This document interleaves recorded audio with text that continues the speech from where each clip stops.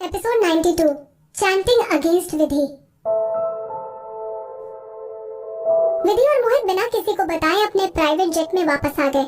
विधि के treatment record को छुपा के रखा हुआ था। विधि डांस एंटरटेनमेंट में भी कुछ ही लोगों को पता था कि विधि 2-3 हफ्ते में कहाँ थी। विधि की रिकवरी रिपोर्ट को एज अ सीक्रेट रखा गया था। टाइम म्यूजिक एंटरटेनमेंट को धोखा देने के लिए मोहित ने एक आदमी को अरेंज किया था जो रोज एक मेडिकल रिपोर्ट लेकर विधि के अपार्टमेंट जाता था और वहाँ से जानबूझकर उदास चेहरा लेकर बाहर आता था।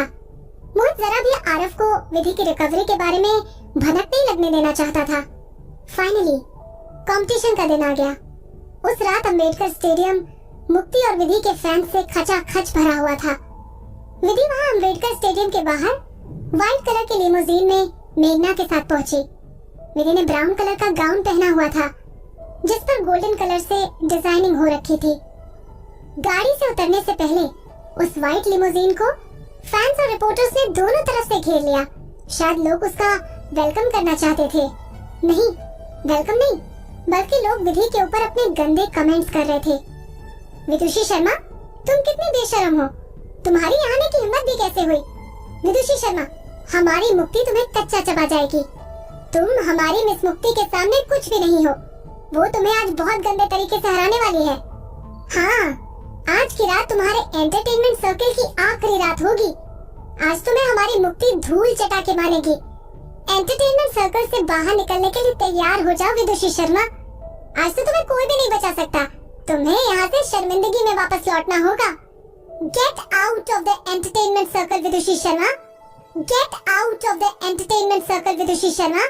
मुक्ति के फैंस के साथ वहाँ पर द डीवा विधि के फैंस भी मौजूद थे। उन दोनों के फैंस मिलकर विदुषी को एंटरटेनमेंट सर्कल से बाहर निकलने के लिए जोर जोर से चिल्ला रहे थे। कुछ फैंस ने तो विदुषी शर्मा की गाड़ी पर खाली बोतलें फेंकना शुरू कर दिया। थोड़ी देर बाद स्टेडियम की सिक्योरिटी ने आकर उन लोगों को विधि की गाड़ी से पीछे किया। गाड़ी की पिछली सीट पर विधि चुपचाप बैठकर सारी इंसल्ट को सुन रही थी। मेघना उसके लिए परेशान हो गई। वो बोली, क्या तुम ठीक हो? क्या मैं आसानी से हार जाने वाली लगती हूँ? विधि एटीट्यूड में बोली। इंसल्ट होने के बाद विधि स्ट्रांग बनने की कोशिश कर रही थी। मेघना उसको देखकर खुश हो गई। विधि का कॉन्फिडेंस किसी डीवा से कम नहीं था। मेघना ने विधि के अंदर की डीवा को पहचान लिया। वो विधि का कॉन्फिडेंस देखकर बोली, तुम्हें कोई नहीं हरा सकता। तुम अपनी जिंदगी में हारने के लिए नहीं बनी हो। आज यहाँ से एंटरटेनमेंट इंडस्ट्री एक लड़की छोड़ेगी और वो लड़की मुक्ति होगी। आज नहीं तो कल उसको इंडस्ट्री से निकलना ही होगा। विधि शांत होकर बोली। बेशक विधि शांत बैठी हुई थी, लेकिन उसकी आंखों में मुक्ति को हराने की जिद थी। मुक्ति की आवाज ऑडिटोरियम में गाने के लिए नहीं बनी थी। उसकी आवाज को ऑटो ट्यून करके उसके ब्रांड थीम सॉन्ग में डाला गया था। मुक्ति की रेपुटेशन सिर्फ उसकी बड़ी बहन द डीवा विधि की वजह से बनी हुई थी। विधि को धोखाधड़ी करने वाले लोगों से बहुत नफरत थी और मुक्ति उनमें से एक थी। मुक्ति ने विधि को लोगों की नजरों से गिराकर अपनी रेपुटेशन बढ़ाई थी। विधि ने मुक्ति से बदला लेने का सोच रखा था और आज का कंपटीशन मुक्ति का पहला सबक बनने वाला था। लिमोजीन स्टेडियम के गेट पर आकर खड़ी हो गई। विधि और मेघना ने रेड कारपेट पर चलकर स्टेडियम के अंदर एंट्री ली। उन दोनों को चारों तरफ से बॉडीगार्ड्स ने घेर रखा था। स्टेडियम के अंदर मुक्ति पहले से वहां पहुंची हुई थी। विदुषी शर्मा, आखिरकार तुम आ ही गई। स्पॉटलाइट के नीचे मुक्ति प्रिंसेस गाउन पहने खड़ी हुई थी। चेहरे की मासूमियत से वो असलियत में प्रिंसेस लग रही थी, लेकिन उसके हर एक शब्द में विधि के लिए नफरत साफ दिखाई दे रही थी। मैं बहुत खुश हूँ कि तुम यहाँ आ गई, वरना मेरी बड़ी बहन की इंसल्ट करने के बाद लोगों में पब्लिक एरिया घूमने की हिम्मत नहीं होती। विधि सिर्फ उसकी तरफ गुस्से में देखकर आगे बढ़ गई, लेकिन उसने मुक्ति की बात का जवाब नहीं दिया। विधि के साथ मेघना भी स्टेज पर पहुंच गई और स्टेज के होस्ट से माइक लेते हुए वो माइक से बोली, पहली बात तो विदुषी ने कभी तुम्हारी बड़ी बहन की इंसल्ट नहीं की। दूसरी बात, तुम्हें अभी जितना खुश होना है हो जाओ। इस कंपटीशन के बाद तुम विदुषी शर्मा को अपॉलॉजी लेटर लिखने में बिजी हो जाओगी। मुक्ति मेघना और विधि को घूर कर देखने लगी। ऑफ स्टेज पर मुक्ति के कुछ फैंस ने चिल्लाना शुरू कर दिया, ये लड़की कौन है? ये हमारी मुक्ति से ऐसे कैसे बात कर सकती है? हमारी मुक्ति को कंपटीशन से पहले डराया जा रहा है। इस औरत को स्टेज से नीचे उतारा जाए। मुक्ति के फैंस मेघना को स्टेज से नीचे उतारने के लिए चिल्लाने लगे। मुक्ति के फैंस के बीच लहर चल गई कि उसको स्टेज पर धमकियां दी जा रही हैं। दूसरी तरफ विधि के फैंस उसके सपोर्ट में थे, लेकिन विधि के फैंस मुक्ति से कम थे। बल्कि जब वो सब मिलकर विदुषी शर्मा चिल्ला रहे थे, तब भी उन सबकी आवाज स्टेज तक नहीं पहुंच पा रही थी। मेघना की बात सुनकर मुक्ति अपने होठ चबाने लगी। वो अपने मन में बोली, विदुषी शर्मा, मैं भी देखती हूँ कि तुम यहाँ कब तक खड़ी हो पाती हो। यहाँ आए हुए लोग मुझे तुमसे ज्यादा प्यार करते हैं। वो तीखी नजरों से विधि को देखकर ताना मारते हुए बोली, तुम क्यों नहीं बोल रही हो? तुम्हारी जगह तुम्हारी मैनेजर क्यों बोल रही है? विधि ने अपने चेहरे के एक्सप्रेशन से अपनी नाराजगी दिखाई।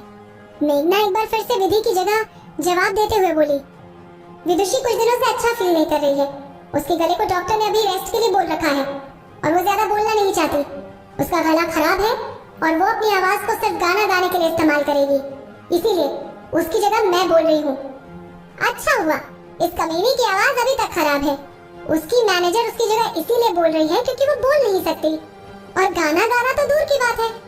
मुक्ति अपने मन में बोली। मेघना की बात सुनकर मुक्ति खुश हो गई, लेकिन उसने अपने चेहरे पर खुशी जाहिर नहीं होने दी।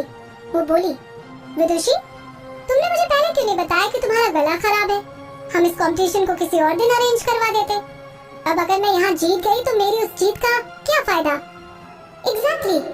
कंपटीशन के होस्ट ने दूसरा माइक उठा लिया। विदुषी शर्मा, तुम्हारा गला खराब है, इस बारे में तुमने हमें पहले क्यों नहीं बताया? तुम्हारी मैनेजर हमें इस बारे में स्टेज पर आकर क्यों बता रही है? इस हिसाब से अगर बाद में मुक्ति जीत गई तो लोग सोचेंगे कि मुक्ति ने तुम्हारा गला खराब होने का फायदा उठाया है।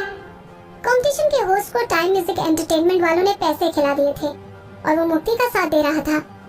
मेघना की बात सुनने के बाद एक बार फिर से मुक्ति के फैंस को विधि की इंसल्ट करने का मौका मिल गया। एग्जैक्टली।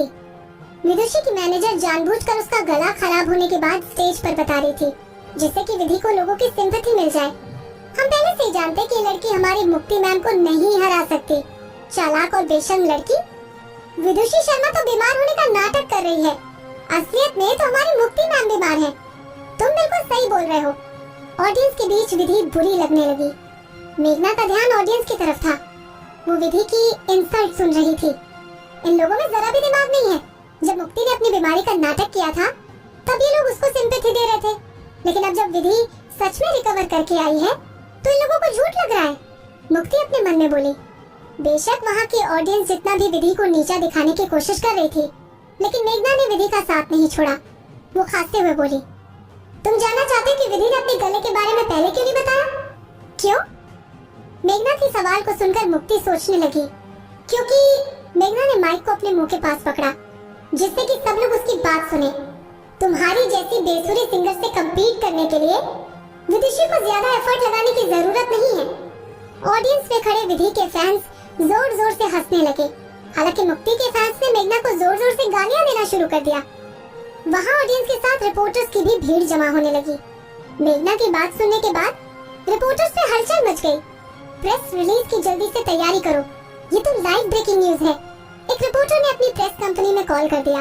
हेडलाइन लिखो, वेवे डांस एंटरटेनमेंट के टॉप मैनेजर ने फिर से अवार्ड विनिंग मैनेजर होने का काम किया है। वो वेवे डांस एंटरटेनमेंट के नए आर्टिस्ट के लिए डिफेंस में खड़ी हुई है। क्या हमारा मतलब है कि हम इस रिपोर्ट में मुक्ति के साथ हो जाएं? भाड़ में जाए मुक्ति। मेघना मैम को हमारी प्रेस कंपनी बहुत पहले से जानती है। बस अब मैं चाहता हूँ कि विदुषी शर्मा इस मुक्ति को मजा चखा दे।